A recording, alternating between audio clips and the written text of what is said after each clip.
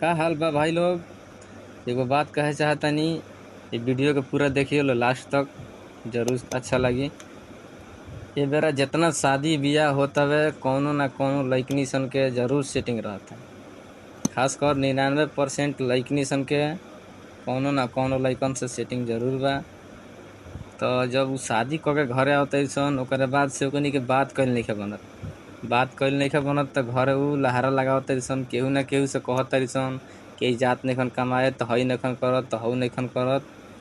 तो लइका लोग खातिर एक लाइन के गाना बस सुन लो।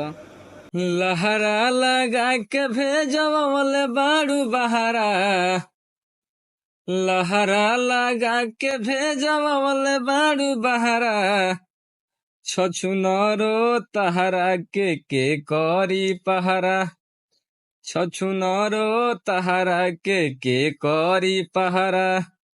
प्यार कोइनी तहरा से दर्द दिहलु गहरा, प्यार कोइनी तहरा से दर्द दिहलु गहरा, छछुनरो तहरा के करी पहरा, छछुनरो तहरा के करी पहरा।